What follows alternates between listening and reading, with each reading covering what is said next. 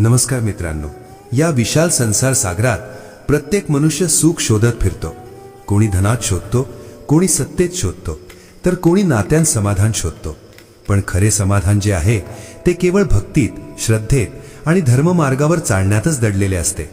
आणि अशाच भक्तीच्या मार्गावर नेणारी, पापांचा नाश करणारी, आयुष्य आनंदमय करणारी एक अद्भुत पवित्र कथा म्हणजे जया एकादशीची कथा आहे, जी ऐकली की मन शुद्ध होते, अंतःकरण पवित्र होते आणि जीवनात नवचैतन्य निर्माण होते. ही कथा केवळ उपवासाची नाही, तर संयमाची, श्रद्धेची, देवावर अखंड विश्वास ठेवण्याची आहे. आज आपण अशाच एका प्राचीन काळातील ऋषीमुनींच्या आश्रमांनी नटलेल्या, पवित्र नद्यांनी ओथंबलेल्या, देवदेवतांच्या कृपेने पावन झालेल्या भूमीवरील सत्यकथा ऐकणार आहोत, जिथे भक्तीने दगडही देव होतो आणि अश्रूंनी पापे धुवून निघतात. म्हणून मन शांत करा, हृदय उघडा आणि भक्तीने ही कथा ऐका. चला तर मग आता ही पवित्र कथा सुरू करूया. कथा सुरू करू का? भक्तांनो, प्राचीन काळी हिमालयाच्या पायथ्याशी वसलेल्या एका विशाल आणि समृद्ध राज्यात राजा हरिवर्म राज्य करत होता. राजा धर्मनिष्ठ, न्यायप्रिय आणि देवभक्त होता. त्याच्या राज्यात नदी स्वच्छ वाहत होत्या, वनांत ऋषींचे आश्रम होते, देवालयांत रोज दीप प्रज्वलित होत आणि प्रजेच्या मुखावर समाधान दिसत होते. परंतु या समृद्ध राज्याच्या सीमेलगत घनदाट वनात अनेक रहस्यमय घटना घडत असत. त्या वनात प्रवेश करणारा अनेकदा परत येत नसे. त्या वनात असुर प्रवृत्तीच्या शक्ती वावरत असल्याची कुजबूज प्रजेच्या कानावर पडत होती. परंतु राजा धर्ममार्गावर असल्याने त्याला भय नव्हते. एकदा माघ महिन्याच्या शुक्ल पक्षातील दिवस उजाडला आणि संपूर्ण राज्यात जया एकादशीची चाहूल लागली. ऋषीमुनींनी उपवासाचे महत्त्व सांगायला सुरुवात केली. आश्रमात यज्ञाची तयारी झाली. नद्यांच्या तीरावर स्नानासाठी भक्त जमू लागले. त्या दिवशी उपवास केला तर पापांचा नाश होतो, भूत योनीतून मुक्ती मिळते आणि भगवान विष्णूंची कृपा प्राप्त होते, असे ऋषींनी सांगितले. राजानेही संकल्प केला की तो स्वतः आणि संपूर्ण राजपरिवार जया एकादशीचे व्रत श्रद्धेने पाळेल. राजाच्या महालात शंखनाद झाला, सुवर्ण दीपांनी मंदिर उजळले, वेद मंत्रांचा गजर झाला आणि भक्तीचे वातावरण निर्माण झाले. त्याच राज्यात एक तरुण गंधर्व राहत होता, ज्याचे नाव सुमेध होते. तो संगीतामध्ये प्रवीण होता, पण त्याचे मन चंचल होते. त्याला देवभक्तीपेक्षा इंद्रियसुख अधिक प्रिय होते. एकदा राजदरबारात नृत्य करताना त्याचे मन विषय वासनांनी भरले आणि त्याने नियम भंग केला. त्यामुळे त्याला गंधर्व लोकातून खाली पृथ्वीवर घनदाट वनात टाकण्यात आले. तेथे तो एका भयानक पिशाच्या योनीत अडकला. त्या वनात भटकताना त्याला भूक, तहान, वेदना आणि पश्चात्ताप यांचा सामना करावा लागत होता. अनेक वर्षे त्या योनीत दुःख भोगल्यानंतर एकदा जया एकादशीचा दिवस उजाडला. त्या दिवशी तो पिशाच्या भुकेने व्याकुळ होता, पण त्याला अन्न मिळाले नाही. तहान लागली, पण नदीजवळ असूनही तो पाणी पिऊ शकला नाही. संपूर्ण दिवस आणि रात्र उपाशीपोटी काढताना त्याच्या मनात अनाहूतपणे भगवान विष्णूंचे स्मरण झाले. त्याने नकळत उपवास केला. त्या उपवासाने त्याचे पाप वितळू लागले. त्या रात्री त्याला स्वप्नात दिव्य तेज दिसले. भगवान विष्णूंनी त्याला दर्शन दिले आणि सांगितले की जया एकादशीच्या उपवासामुळे तो पिशाच्या योनीतून मुक्त होणार आहे. सकाळ होताच त्या वनात प्रकाश पसरला. ऋषींच्या आश्रमातील शिष्य तेथे आले आणि त्यांनी त्या दिव्य रूपात परिवर्तित झालेल्या सुमेधाला पाहिले. तो पुन्हा गंधर्व स्वरूपात प्रगट झाला होता. त्याच्या डोळ्यांत अश्रू होते, हृदय कृतज्ञतेने भरले होते. तो थेट राजाच्या मंदिरात गेला, भगवान विष्णूंच्या चरणी नतमस्तक झाला आणि जया एकादशीचे महात्म्य सर्वांना सांगू लागला. त्या दिवशी संपूर्ण राज्यात भक्तीची लाट उसळली. लोकांनी श्रद्धेने व्रत केले आणि त्यांच्या जीवनात सुखशांती नांदू लागली. सुमेधाने जया एकादशीच्या उपवासामुळे पिशाच्च्या योनीतून मुक्ती मिळाल्याची कथा सांगितल्यावर संपूर्ण राज्यात आश्चर्य आणि भक्तीचा संगम झाला. राजाच्या डोळ्यात समाधानाचे अश्रू आले. त्याने सुमेधाला जवळ घेतले आणि म्हणाला की धर्ममार्ग किती सूक्ष्म असतो हे आज समजले. त्याच दिवशी राजाने संपूर्ण प्रजेसाठी महायज्ञाचा आदेश दिला. नदीकिनारी मंडप उभारले गेले. वनातून ऋषी, तपस्वी, ब्राह्मण आले. वेदमंत्रांच्या गजराने आसमंत पवित्र झाला. धूपदीपांचा सुगंध दरवळू लागला. जया एकादशीचे व्रत केवळ उपवास नसून आत्मशुद्धीचे साधन आहे, हे ऋषींनी कथांमधून सांगितले. त्याच राज्याच्या एका दूरच्या गावात चंद्रकेतू नावाचा एक गरीब शेतकरी राहत होता. त्याचे आयुष्य कष्टांनी भरलेले होते. बैल कमजोर, जमीन कोरडी, घर कौलारू आणि संसार दुःखाने व्यापलेला होता. पण त्याची पत्नी शीलवती अत्यंत श्रद्धाळू होती. ती रोज नदीवर स्नान करून देवपूजा करत असे. जया एकादशीचा दिवस जवळ येताच तिने नवऱ्याला उपवास करण्याची विनंती केली. पण चंद्रकेतू म्हणाला की पोटभर अन्नच मिळत नाही तर उपवास कसा करायचा. तरीही पत्नीच्या आग्रहाखातर त्याने संकल्प केला. त्या दिवशी त्यांना अन्न मिळाले नाही, त्यामुळे उपवास आपोआपच घडला. रात्री दोघेही भग्न देवालयात जाऊन दीप लावून बसले. शीलवतीने विष्णू नामस्मरण सुरू केले. तिच्या स्वरात भक्ती होती, अश्रू होते. तिच्या अंतःकरणातील श्रद्धेने वातावरण पवित्र झाले. त्याच रात्री त्या देवालयात दिव्य प्रकाश पसरला. देवदूतांचे स्वर ऐकू आले. चंद्रकेतू भयभीत झाला, पण शीलवती शांत होती. तिच्या श्रद्धेने देव प्रसन्न झाले होते. सकाळी उठल्यावर त्यांच्या शेतात पाणी भरलेले होते. जमीन सुपीक झाली होती.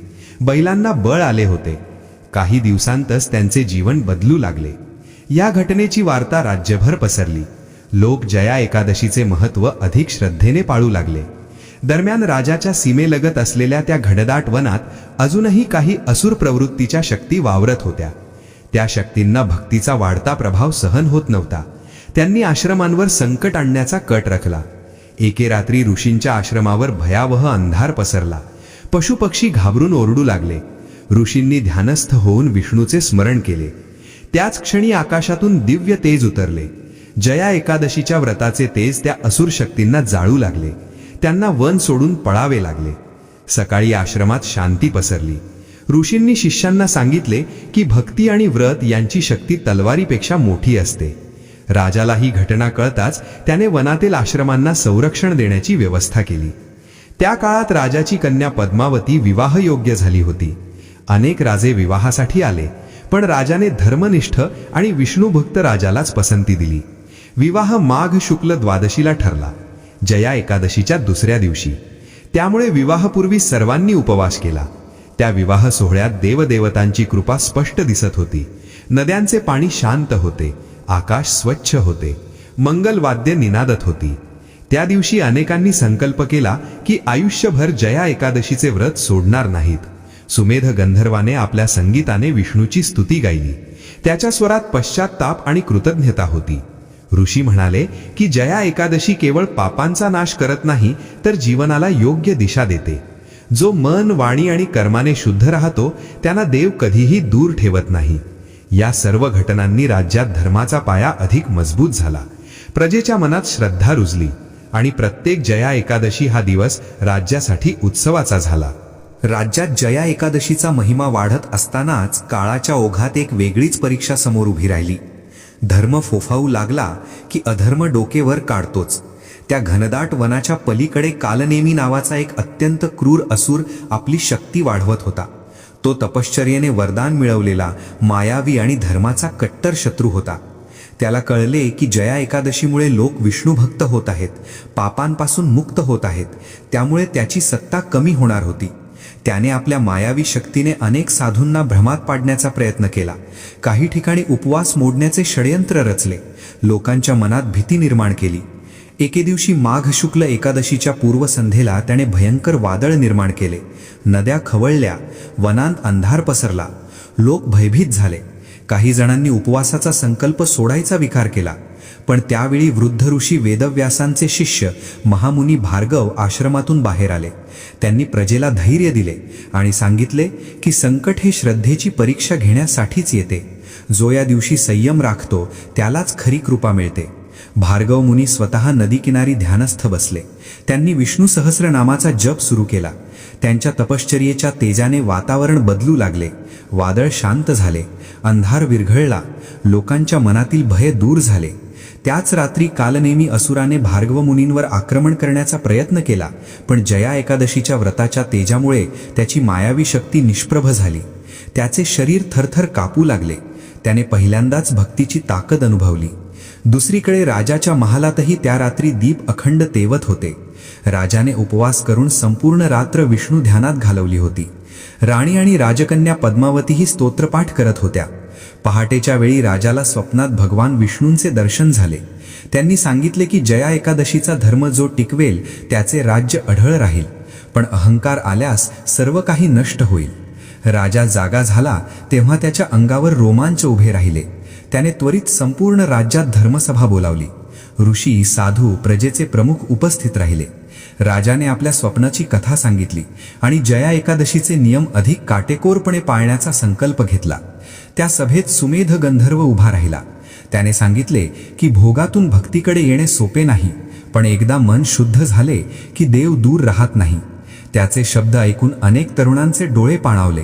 त्यांनी व्यसनांचा त्याग करण्याचा निश्चय केला. काही दिवसांनी कालनेमी असुराने शेवटचा प्रयत्न केला. त्याने एका वृद्ध ब्राह्मणाचे रूप घेतले आणि लोकांना सांगू लागला की उपवास निरर्थक आहे. पण शीलवतीने त्याला ओळखले. तिच्या श्रद्धेच्या बळावर तिने विष्णू नामाचा जयघोष केला. लोकही तिच्यासोबत नामस्मरण करू लागले. त्या नामस्मरणाच्या शक्तीने कालनेमीचे खरे रूप प्रकट झाले. त्याला लज्जेने माघार घ्यावी लागली. तो वनाच्या अंधारात नाहीसा झाला. त्या दिवशी प्रजेच्या मनात विश्वास अधिक दृढ झाला की सत्य आणि भक्तीसमोर अधर्म टिकत नाही. राज्यातील प्रत्येक घरात जया एकादशीचे व्रत परंपरेने सुरू झाले. लहान मुलेही त्या दिवशी कथा ऐकू लागली. वृद्धांच्या डोळ्यांत समाधान दिसू लागले. नद्यांच्या तीरावर दीपदान होऊ लागले.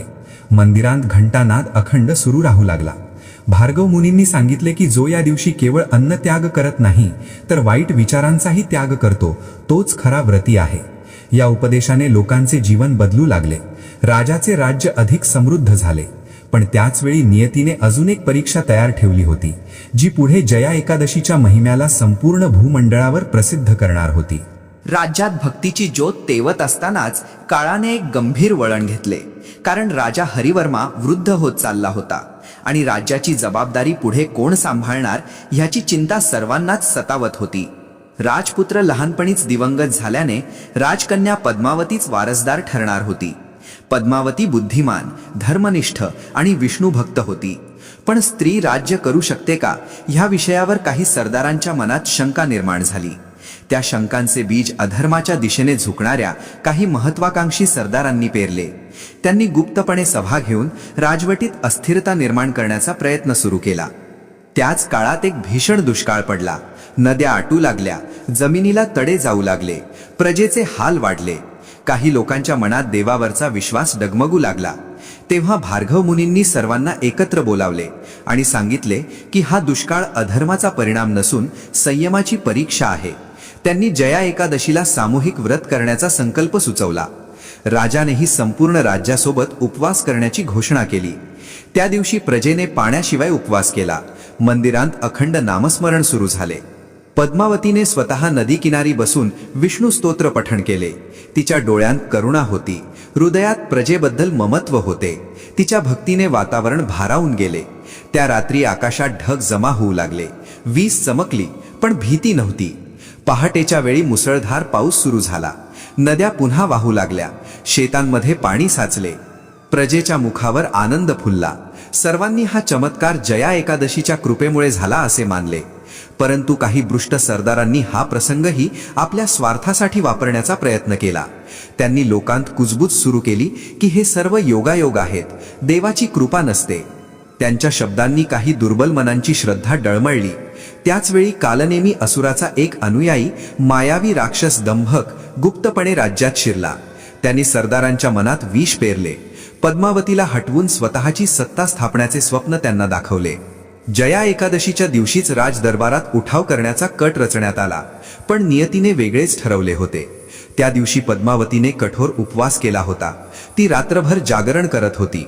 तिला ध्यानात एक दिव्य संकेत मिळाला. तिने भार्गव मुनींना बोलावले. मुनींनी ध्यान लावून संपूर्ण कट ओळखला. त्यांनी राजाला सावध केले. सकाळ होताच दरबारात सभा भरली. राजाने सर्व सरदारांना समोर बोलावले. सत्य समोर येताच दुष्ट सरदारांचे चेहरे फिके पडले. दंभकाचे मायावी रूप उघड झाले. जया एकादशीच्या व्रताच्या तेजाने त्याची शक्ती नष्ट झाली. तो राखेत परिवर्तित झाला. राजाने त्या दुष्ट सरदारांना शिक्षा दिली. पण त्याचवेळी प्रजेला क्षमा, संयम आणि धर्म ह्यांचे महत्त्व समजावले. पद्मावतीने आपल्या वडिलांच्या पायावर डोके ठेवून सांगितले की राज्य हे सत्ता नाही तर सेवा आहे. तिचे शब्द ऐकून सर्वांनी तिला भावी राणी म्हणून स्वीकारले.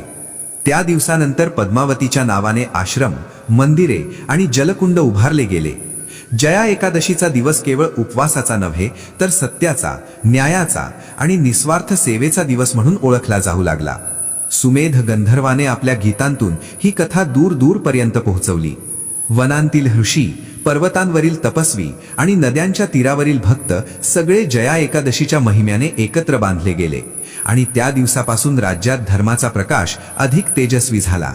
पद्मावतीला भावी राणी म्हणून स्वीकारल्यानंतरही काळ थांबत नाही हे सर्वांना माहीत होते. राजा हरिवर्माची प्रकृती हळूहळू खालावत चालली होती.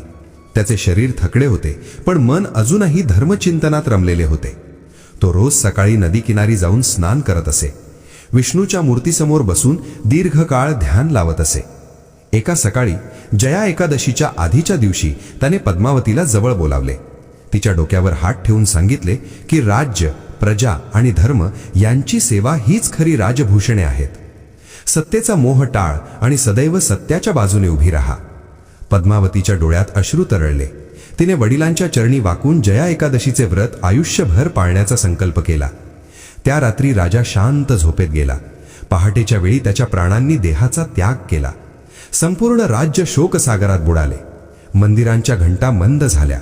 लोकांनी अन्न त्याग केला.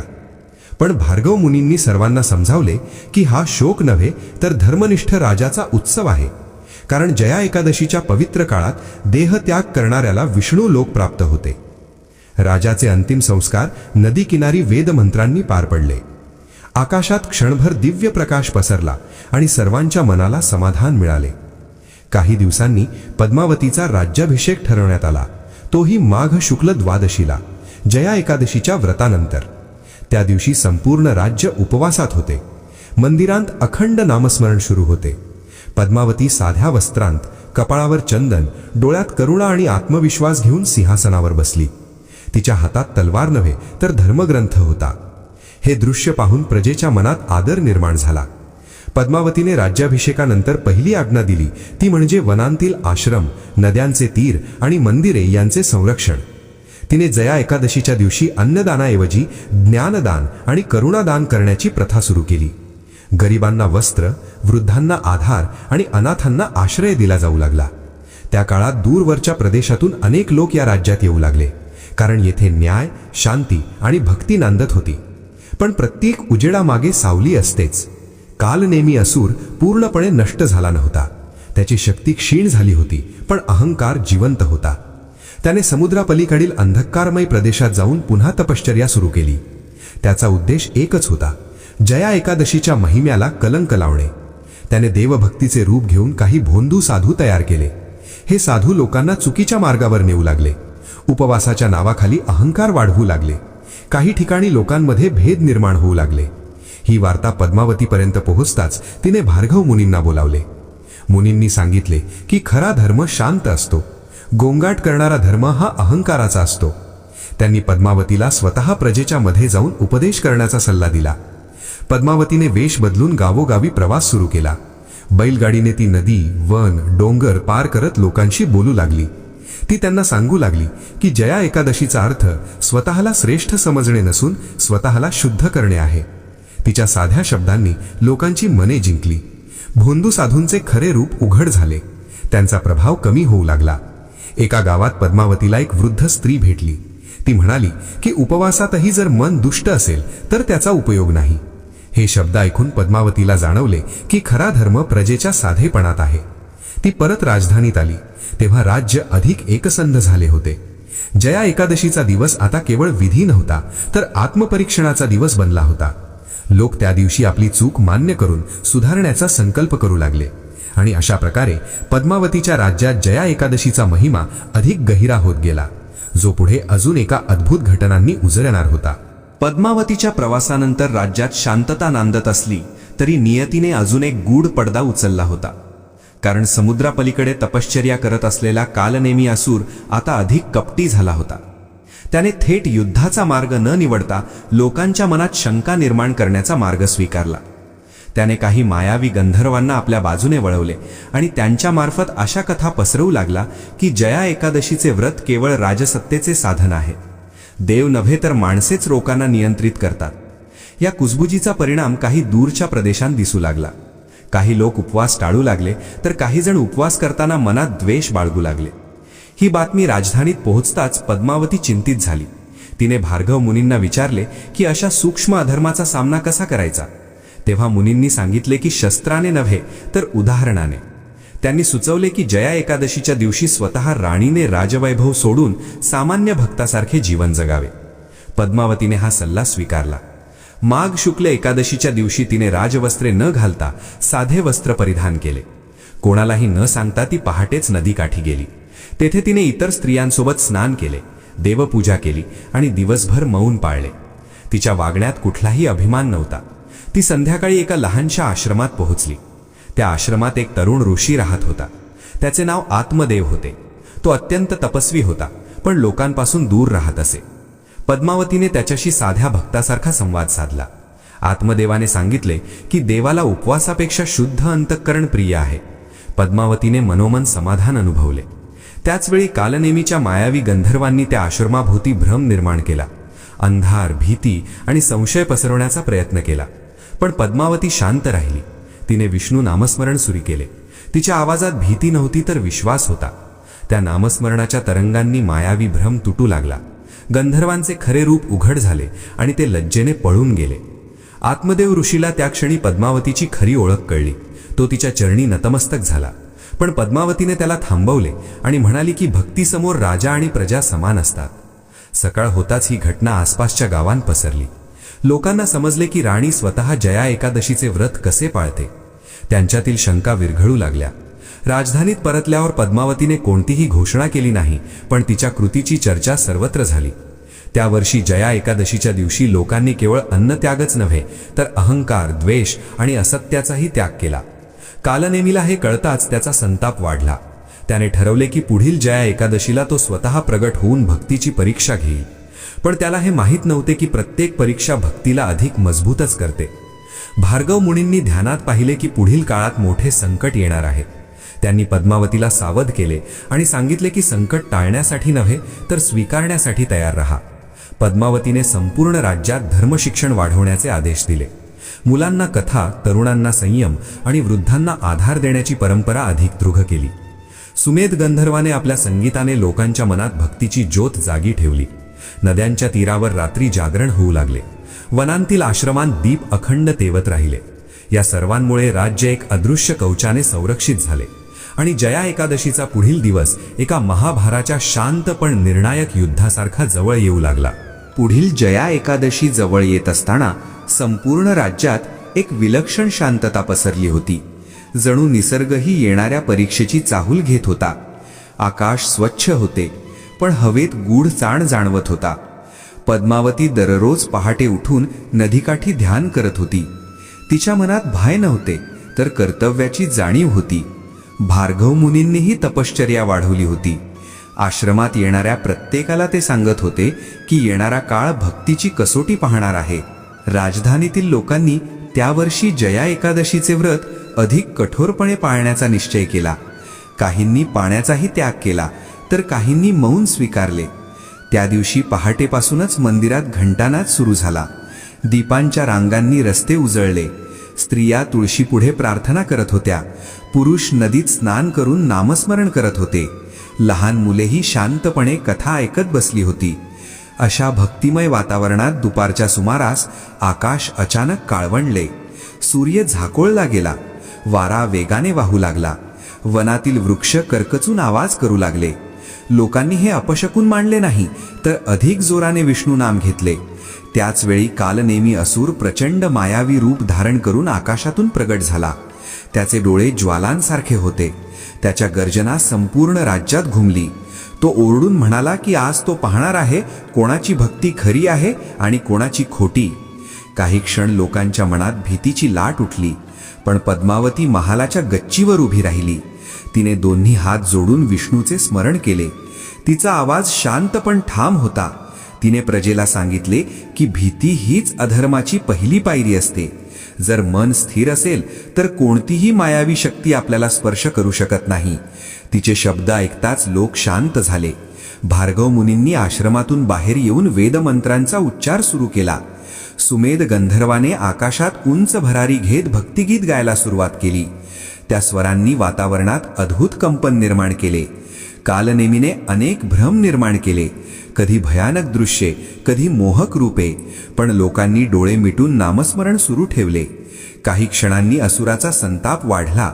त्याने थेट पद्मावतीवर आक्रमण करण्याचा प्रयत्न केला, पण त्याच क्षणी आकाशातून दिव्य प्रकाश उतरला. भगवान विष्णूंचे चक्र तेजाने चमकले. ते चक्र कालनेमीच्या दिशेने फिरू लागले. असुराची शक्ती क्षीण झाली. तो थरथर कापू लागला. त्याने मदतीसाठी ओरडले, पण त्याचे अनुयायी आधीच पळून गेले होते. भार्गव मुनींनी घोषणा केली की हा जया एकादशीच्या व्रताचा विजय आहे. चक्राच्या तेजाने कालनेमी असुर पूर्णपणे नष्ट झाला. आकाश स्वच्छ झाले.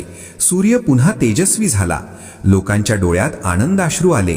त्यांनी एकमेकांना आलिंगन दिले. त्या दिवशी कोणत्याही घरी अन्न शिजले नाही, पण कोणालाही भूक जाणवली नाही, कारण भक्तीने सर्वांचे अंतःकरण तृप्त झाले होते. संध्याकाळी पद्मावतीने नदीकिनारी दीपदान केले. हजारो दिवे पाण्यावर तरंगू लागले. ते दृश्य पाहून लोकांना जाणवले की हा केवळ एका असुराचा पराभव नव्हता, तर अहंकार, शंका आणि भीतीचा पराभव होता. भार्गव मुनींनी सांगितले की जया एकादशीचा खरा अर्थ आज सर्वांना उमगला आहे. तो म्हणजे संकटासमोर न झुकता श्रद्धेने उभे राहणे. त्या रात्री संपूर्ण राज्यात जागरण झाले. लोकांनी आपल्या चुका आठवून क्षमा मागितली. नवीन जीवन सुरू करण्याचा संकल्प केला. पद्मावतीने मनात ठरवले की या घटनेची कथा पुढील पिढ्यांपर्यंत पोहोचवली पाहिजे, जेणेकरून कोणीही कधीही भक्तीच्या मार्गावरून ढळू नये. आणि त्या रात्री नद्यांचा कलकलाट, वनातील वाऱ्याचा आवाज आणि मंदिरातील घंटानाद एकाच लयीमध्ये मिसळून जया एकादशीच्या अमर विजयाची घोषणा करत राहिले. कालनेमी असुराचा नाश झाल्यानंतर राज्यात जणू नवजीवनाचा संचार झाला. आकाश अधिक निळे वाटू लागले. नद्या अधिक पवित्र भासू लागल्या आणि वनांतील पक्ष्यांचे कलरव अधिक मधुर झाला. लोकांच्या मनातून भीतीचे सावट दूर झाले होते, पण त्या जागी अभिमान येऊ नये याची काळजी पद्मावती घेत होती. तिने लगेचच प्रजेला संबोधित करत सांगितले की हा विजय कोणाचा वैयक्तिक नाही, तर भक्तीचा आहे. जया एकादशीच्या व्रताने आणि सामूहिक श्रद्धेनेच हे शक्य झाले आहे. त्या दिवसानंतर तिने एक नवी परंपरा सुरू केली. प्रत्येक जया एकादशीच्या आधी संपूर्ण राज्यात कथा, कीर्तन आणि आत्मपरीक्षणाचे दिवस पाळले जाऊ लागले. लोक त्या दिवशी केवळ उपवास न करता आपल्या मनातील दुष्ट विचार, जुने वैर आणि अहंकार यांचा त्याग करू लागले. भार्गव मुनींनी या काळात अनेक शिष्य घडवले. त्यांनी त्यांना सांगितले की धर्म हा केवळ ग्रंथात नसतो, तर आचरणात असतो. आश्रमात शिक्षणासोबत सेवा शिकवली जाऊ लागली. नदीकिनारी आजारी, वृद्ध आणि दुर्बलांसाठी सेवा केंद्रे उभी राहिली. पद्मावती स्वतः अनेकदा वेश बदलून तेथे जात असे. प्रजेच्या दुःखात सहभागी होत असे. तिच्या या वागण्यामुळे लोकांच्या मनात तिच्याविषयी अधिक श्रद्धा निर्माण झाली. सुमेध गंधर्वाने जया एकादशीच्या विजयाची गाथा आपल्या संगीतामधून दूरदूरच्या प्रदेशात पोहोचवली. पर्वतांवरील तपस्वी, दूरच्या राज्यांतील राजे आणि सामान्य लोक या कथेकडे आकर्षित झाले. काही राजांनी आपल्या राज्यातही जया एकादशीचे व्रत अधिकृतपणे पाळण्याची घोषणा केली. अशा प्रकारे या एका राज्यातून सुरू झालेली भक्तीची लाट संपूर्ण भूमीवर पसरू लागली. परंतु प्रत्येक विस्तारासोबत नवीन आव्हानेही येत असतात. काही लोकांनी या भक्तीचा वापर कीर्ती मिळवण्यासाठी करू लागला. ते उपवास दाखवू लागले, पण अंतःकरण शुद्ध नसे. ही गोष्ट पद्मावतीच्या लक्षात येताच तिने भार्गव मुनींशी चर्चा केली. मुनींनी सांगितले की जेव्हा धर्म वाढतो तेव्हा त्याची छायाही वाढते, त्यामुळे सावध राहणे आवश्यक आहे. त्यांनी ठरवले की जया एकादशीच्या कथांमध्ये आता पश्चात्ताप, क्षमा आणि विनय यांवर अधिक भर दिला जाईल. एका जया एकादशीच्या पूर्वसंध्येला राजधानीत एक अद्भुत घटना घडली. एक तरुण योद्धा, ज्याने पूर्वी अनेक अन्याय केले होते, तो राजदरबारात आला आणि सर्वांसमोर आपल्या चुका मान्य करून क्षमा मागू लागला. त्याने सांगितले की जया एकादशीच्या कथांनी त्याचे मन बदलले. त्याच्या डोळ्यांतून अश्रू वाहत होते. पद्मावतीने त्याला शिक्षा न देता सुधारण्याची संधी दिली. या घटनेने लोकांना कळले की खरा धर्म बदल घडवतो, दंड देत नाही. त्या वर्षीची जया एकादशी विशेष ठरली, कारण लोकांनी पहिल्यांदाच उपवासानंतर एकमेकांची क्षमा मागण्याची परंपरा सुरू केली. घराघरांत शांतता नांदू लागली. जुनी वैरे मिटू लागली. भार्गव मुनींनी सांगितले की हा दिवस आता मुक्तीचा मार्ग दाखवत आहे. पद्मावतीच्या मनात मात्र एक वेगळीच चिंता होती. तिला वाटत होते की ही कथा फक्त वर्तमानासाठी नाही, तर भविष्याच्या पिढ्यांसाठीही सुरक्षित ठेवली पाहिजे. तिने राज्यातील विद्वानांना बोलावून या संपूर्ण घटनांची लेखन रूपाने नोंद करण्याचे आदेश दिले. परंतु तिने स्पष्ट सांगितले की शब्दांपेक्षा भाव जपले गेले पाहिजेत, कारण भावाशिवाय धर्म निर्जीव होतो. त्या रात्री पद्मावतीने विष्णूच्या चरणी प्रार्थना केली की या भक्तीच्या मार्गावर राज्य कधीही डगमगू नये. तिच्या प्रार्थनेनंतर मंदिरात दीप अधिक तेजाने उजळले, जणू देवाने तिच्या विनंतीला मान दिला होता. आणि त्या क्षणी तिला जाणवले की जया एकादशीचा खरा वारसा हा एखाद्या दिवसापुरता मर्यादित नसून तो प्रत्येक श्वासात जपायचा आहे. हा विचार तिच्या मनात दृढ झाला आणि पुढील काळात घडणाऱ्या घटनांसाठी तोच आधार ठरणार होता. पद्मावतीच्या मनात जया एकादशीचा वारसा जपण्याचा संकल्प अधिक दृढ होत गेला आणि त्या संकल्पातूनच राज्यात एक नवी धार्मिक चेतना आकार घेऊ लागली. तिने आदेश दिला की प्रत्येक आश्रमात आणि प्रत्येक मोठ्या देवालयात जया एकादशीची कथा सांगणारा एक दिवस निश्चित असावा, ज्यात केवळ चमत्कार नव्हे तर मनुष्याच्या अंतःकरणातील परिवर्तन केंद्रस्थानी असावे. या आदेशामुळे ऋषीमुनींनी कथांचे नवे स्वरूप मांडायला सुरुवात केली. ते लोकांना सांगू लागले की असुर बाहेरच नसतो, तर तो अहंकार, लोभ आणि द्वेषाच्या रूपात आपल्या आतही असतो आणि जया एकादशी ही त्या अंतर्गत असुराशी लढण्याची साधना आहे. या विचारांनी प्रजेच्या मनात खोलवर परिणाम केला. अनेक लोकांनी आपले जीवन पद्धती बदलल्या. काहींनी हिंसा सोडली, काहींनी खोटेपणा त्यागला, काहींनी अनाठाई साठवण थांबवली. त्या काळात राज्याच्या सीमेजवळील एका पर्वतीय प्रदेशात भीषण संकट निर्माण झाले. तेथे राहणाऱ्या लोकांमध्ये दुष्काळ आणि आजार यांमुळे निराशा पसरली होती. देवावरचा विश्वास कमी होत चालला होता. ही बातमी कळताच पद्मावतीने त्वरित तेथे जाण्याचा निर्णय घेतला. सरदारांनी तिला रोखण्याचा प्रयत्न केला, पण तिने स्पष्ट सांगितले की जिथे भक्ती डगमगते तिथे राणीनेच जावे लागते. ती बैलगाडीने त्या पर्वतीय भागात पोहोचली. तेथील लोकांच्या डोळ्यात भीती आणि थकवा स्पष्ट दिसत होता. पद्मावतीने कोणतीही आज्ञा दिली नाही. तिने प्रथम त्यांचे दुःख ऐकून घेतले. त्यांच्यासोबत जमिनीवर बसून साधे अन्न घेतले. जया एकादशीच्या दिवशी तिने त्यांच्यासोबत कठोर उपवास केला. त्या उपवासात तिने केवळ अन्नत्याग नव्हे तर राजवैभवाचाही त्याग केला. त्या रात्री तिने लोकांना सांगितले की संकट हे देवापासून दूर जाण्याचे कारण नसून अधिक जवळ जाण्याचे निमित्त असते. तिच्या शब्दांत बनावट दिलासा नव्हता, तर अनुभूती होती. त्या रात्री लोकांनी एकत्र येऊन प्रार्थना केली. काहींनी पहिल्यांदाच मनापासून अश्रू ढाळले. सकाळी उठल्यावर संकट लगेच नाहीसे झाले नाही, पण लोकांच्या मनात आशेचा प्रकाश निर्माण झाला होता. काही दिवसात परिस्थिती हळूहळू सुधारू लागली. पाण्याचे स्रोत पुन्हा वाहू लागले. आजार कमी झाले. लोकांनी हे जया एकादशीच्या उपवासाचे फल मानले. पद्मावती परत राजधानीत आली तेव्हा तिचे शरीर थकलेले होते, पण मन शांत होते. भार्गव मुनींनी तिला सांगितले की आता तिची परीक्षा केवळ राणी म्हणून नव्हे तर मार्गदर्शक म्हणून होणार आहे, कारण अनेक राज्ये आता तिच्याकडे पाहू लागली होती. काही राजांनी दूत पाठवून जया एकादशीच्या व्रताबद्दल मार्गदर्शन मागितले. पद्मावतीने कोणताही अहंकार न ठेवता आपले अनुभव त्यांच्याशी शेअर केले. तिने स्पष्ट सांगितले की नियमांपेक्षा भावना महत्वाची आहे, उपवासापेक्षा संयम मोठा आहे. तिच्या या साधेपणामुळे तिचा प्रभाव वाढत गेला. सुमेध गंधर्वाने तिच्या कार्यावर आधारित एक दीर्घ गाथा रचली. ती गाथा ऐकताना लोकांना वाटू लागले की जया एकादशी ही केवळ एक तिथी नसून एक जीवनदृष्टी आहे. त्या काळात पद्मावतीला जाणवू लागले की तिचे आयुष्य आता वैयक्तिक उरलेले नाही, ते एका परंपरेचे प्रतीक बनले आहे. तिने दर जया एकादशीला एकांतात बसून स्वतःचे आत्मपरीक्षण करण्याची प्रथा सुरू केली, कारण तिला माहीत होते की जो स्वतःला तपासत नाही तो इतरांना योग्य मार्ग दाखवू शकत नाही. आणि या आत्मपरीक्षणातूनच पुढील काळातील एक अत्यंत महत्त्वाचा निर्णय जन्म घेणार होता, जो या पवित्र कथेला अंतिम अर्थ देणार होता. पद्मावतीच्या आत्मपरीक्षणातून जो निर्णय जन्माला आला तो केवळ राजकीय नव्हता तर आध्यात्मिक होता. तिला जाणवले की जया एकादशीचा महिमा टिकवण्यासाठी केवळ राज्यसत्ता पुरेशी नाही, तर त्यासाठी परंपरा घडवणारे केंद्र आवश्यक आहे. म्हणून तिने राजधानीपासून दूर एका पवित्र नदीच्या काठी विशाल तपोवन उभारण्याचा संकल्प केला. त्या ठिकाणी ऋषी, साधू, विद्वान आणि सामान्य भक्त एकत्र येऊन ज्ञान, सेवा आणि भक्ती यांचा संगम घडवतील अशी तिची इच्छा होती. या तपोवनाचे नाव तिने जयाश्रम असे ठेवले, कारण तिच्या मते जया एकादशीचा खरा विजय तेथे घडणार होता. या निर्णयाची घोषणा होताच काही सरदारांनी पुन्हा प्रश्न उपस्थित केले. त्यांनी म्हटले की राज्याचा खजिना आश्रमासाठी वापरणे योग्य नाही, पण पद्मावती शांतपणे म्हणाली की जे धन धर्मासाठी खर्च होत नाही ते धन राज्यासाठी ओझे बनते. तिच्या ठाम भूमिकेपुढे कोणीही बोलू शकले नाही. काही महिन्यात जयाश्रम उभा राहिला. त्यात कोणतेही वैभव नव्हते, पण प्रत्येक दगडात श्रद्धा होती. आश्रमात प्रवेश करताच लोकांचे मन शांत होत असे. भार्गव मुनींनी तेथे प्रमुख मार्गदर्शक म्हणून स्थान घेतले.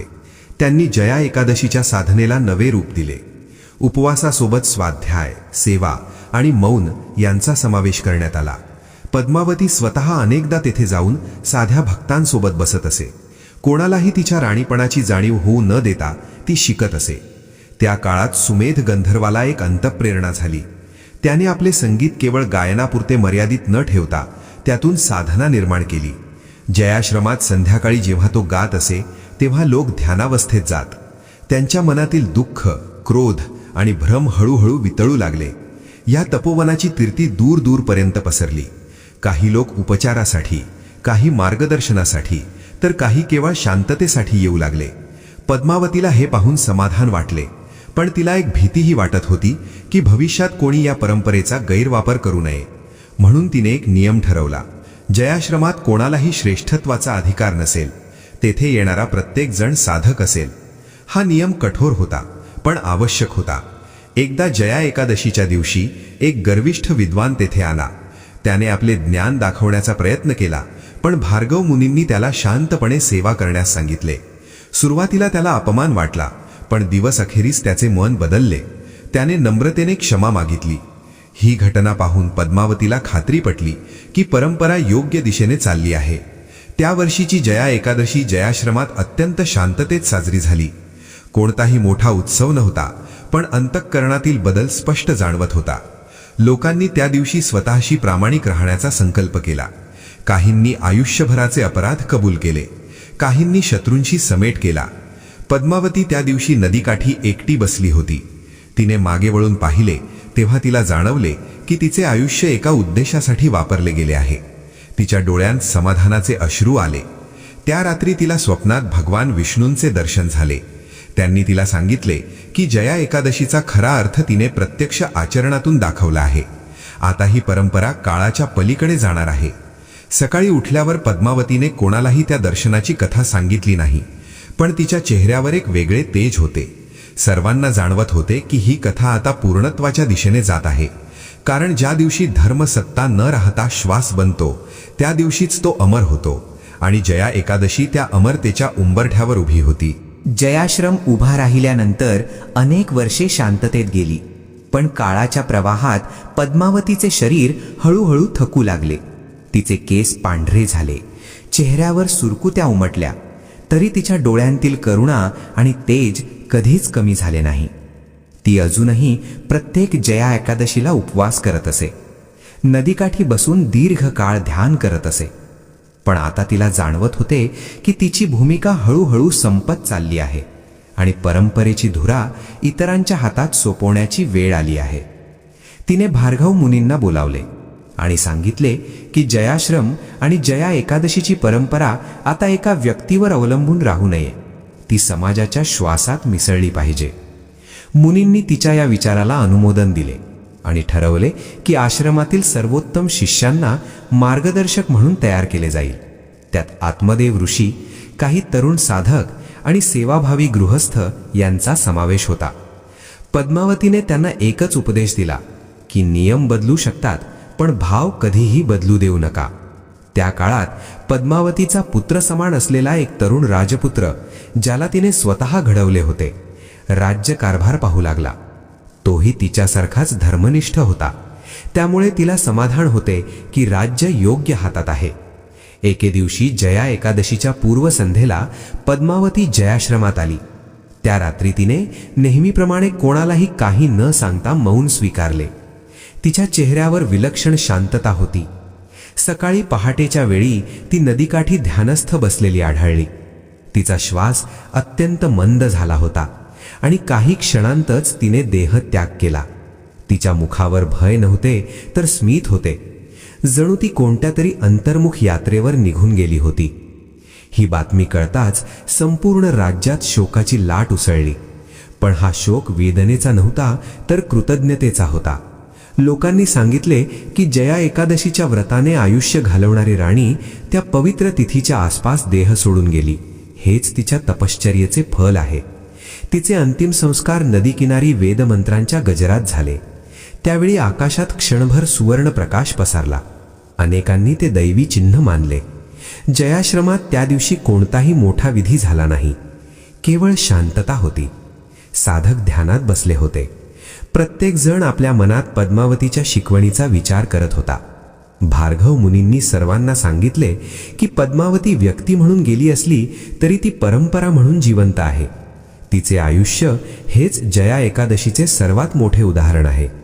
त्या दिवसानंतर जयाश्रम अधिक साधा पण अधिक खोल झाला. कोणतीही मोठी घोषणा न करता जया एकादशीची परंपरा पुढे चालू राहिली. लोक येत राहिले, शिकत राहिले, बदलत राहिले आणि पद्मावतीचे नाव कुठेही मोठ्या अक्षरांत लिहिले गेले नाही, पण प्रत्येक भक्ताच्या अंतःकरणात तिची आठवण कोरली गेली. कारण खरा धर्म नावात नाही तर प्रेरणेत असतो आणि त्या प्रेरणेनेच जया एकादशीचा दीप पिढ्यानपिढ्या उजळत राहणार होता. आता या कथेला शेवट जवळ आला असला तरी तिचा अर्थ अजून अधिक व्यापक होणार होता. कारण काही कथा ऐकून संपत नाहीत, त्या जगण्यासाठी जन्म घेतात. पद्मावतीच्या देहत्यागानंतर काळ पुढे सरकला तरी जयाश्रमातील शांतता आणि जया एकादशीचा सुगंध कधीही कमी झाला नाही. उलट तो अधिक खोलवर लोकांच्या जीवनात मिसळत गेला. पद्मावतीने घडवलेले शिष्य आपापल्या मार्गाने आश्रम, गावे आणि राज्यांमध्ये जाऊन तिच्या शिकवणीचा प्रसार करू लागले. त्यांनी कुठेही तिचे नाव मोठेपणाने मिरवले नाही, पण तिच्या विचारांचा ठसा त्यांच्या प्रत्येक कृतीत दिसत असे. जया एकादशीचा दिवस आता केवळ एका राज्यापुरता मर्यादित राहिला नव्हता. तो नद्यांच्या प्रवाहासारखा विविध प्रदेशांत पसरू लागला. काही ठिकाणी लोक कठोर उपवास करत तर काही ठिकाणी सेवा आणि क्षमेला अधिक महत्त्व दिले जाई. पण प्रत्येक ठिकाणी भाव एकच होता, अंतःकरण शुद्ध करण्याचा, अहंकार सोडण्याचा आणि देवाशी नव्हे तर स्वतःशी प्रामाणिक होण्याचा. जयाश्रम काळाच्या ओघात मोठा झाला नाही, पण त्याची खोली वाढत गेली. तेथे येणारे लोक चमत्कार शोधत नसत तर उत्तर शोधत. काही जण जीवनाच्या शेवटच्या टप्प्यावर शांतता मिळवण्यासाठी येत, तर काही तरुण दिशाभूरी झालेल्या मनाला स्थैर्य देण्यासाठी येत. भार्गव मुनींचेही आयुष्य संपले, पण त्यांच्या शिष्यांनी त्यांचा संदेश जिवंत ठेवला. सुमेध गंधर्व वृद्ध झाला, त्याचा आवाज मंद झाला, पण त्याने शेवटपर्यंत जया एकादशीची गाथा गायली. त्याच्या संगीतामध्ये आता पश्चाताप नव्हता तर समाधान होते. लोक म्हणत की त्याचे शेवटचे गीत ऐकताना अनेकांच्या डोळ्यात अश्रू आले, कारण त्या स्वरात संपूर्ण कथा सामावलेली होती. काही पिढ्यांनंतर त्या राज्याचे नाव बदलले, राजे बदलले, राजवाडे पडले, पण जया एकादशीची परंपरा टिकून राहिली. कारण ती कोणत्याही सत्तेवर आधारलेली नव्हती, ती माणसाच्या अंतरात्म्यावर उभी होती.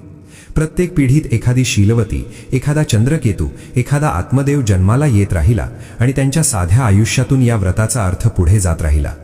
लोकांना हळूहळू हे उमगले की जया एकादशी म्हणजे एका दिवसाचा उपवास नाही, तर वर्षभराच्या जगण्याची दिशा आहे. त्या दिवशी केलेला संकल्प जर उरलेल्या दिवसांत जपला गेला तरच त्या व्रताला अर्थ आहे. जयाश्रमातील जुन्या ग्रंथांमध्ये पद्मावतीची कथा लिहिली गेली होती, पण शेवटी एकच ओळ होती: जया एकादशी तीच जिंकते जी माणसाला स्वतःवर विजय मिळवायला शिकवते. काळाच्या एका टप्प्यावर जयाश्रमही निसर्गात विलीन झाला. त्याचे दगड वनात मिसळले, पण त्या जागी आजही लोक शांतता अनुभवतात असे सांगतात. काही जण म्हणतात की जया एकादशीच्या रात्री तेथे दीपांचा मंद प्रकाश दिसतो, तर काहींना वाटते की तो केवळ त्यांच्या श्रद्धेचा भास आहे. पण खरे उत्तर कधीच ठरवले गेले नाही, कारण श्रद्धा ही सिद्ध करण्यासाठी नसते, ती अनुभवण्यासाठी असते. आजही जेव्हा माघ शुक्ल एकादशी येते तेव्हा अनेक घरांत दिवा लावला जातो. काही जण उपवास करतात, काही जण क्षमा मागतात, काही जण फक्त शांत बसून स्वतःकडे पाहतात. आणि त्या प्रत्येक कृतीतून पद्मावतीची कथा पुन्हा एकदा जिवंत होते. ही कथा सांगते की देव दूर नाही, तो माणसाच्या प्रामाणिक प्रयत्नात आहे. जया एकादशीचा खरा चमत्कार म्हणजे जीवनात येणारी शांती, आणि ही शांती कोणत्याही युगात, कोणत्याही काळात तशीच प्रभावी राहते. म्हणूनच ही कथा ऐकणारा प्रत्येक जण थोडासा बदलून बाहेर पडतो, अधिक नम्र, अधिक शांत आणि अधिक सजग होतो. आणि याच बदलात या पवित्र कथेचे खरे पूर्णत्व दडलेले आहे. ही पवित्र कथा इथे थांबत असली तरी जया एकादशीचा संदेश कधीच थांबत नाही. कारण ही कथा कोणत्या एका काळात अडकलेली नाही, तर प्रत्येक भक्ताच्या श्वासात मिसळलेली आहे. पद्मावतीसारखी राणी असो वा शीलवतीसारखी साधी स्त्री, चंद्रकेतूसारखा गरीब शेतकरी असो वा सुमेधासारखा पश्चात्ताप करणारा गंधर्व, या कथेत प्रत्येकाला स्वतःचा आरसा दिसतो. जया एकादशी शिकवते की देवाला फसवता येत नाही, पण तो क्षमा करतो. उपवासाने पोट रिकामे होते, पण भक्तीने मन भरते. आणि जेव्हा मन शुद्ध होते तेव्हा आयुष्य आपोआप आनंदमय होते. म्हणूनच ऋषी म्हणाले की ही तिथी पाप जाळते, नाही तर माणसाला उजळवते. आजही जर कोणी श्रद्धेने या कथेला हृदयाशी धरले, अहंकार थोडा बाजूला ठेवला आणि जया एकादशीला स्वतःकडे पाहिले, तर त्याचे आयुष्य नकळत बदलू लागते. हीच या कथेची खरी समाप्ती आहे. कारण ज्या कथेतून माणूस थोडा तरी चांगला होतो, ती कथा कधीच संपत नाही. कथा आवडली तर लाईक करा आणि भक्तिभावाने कमेंट करा.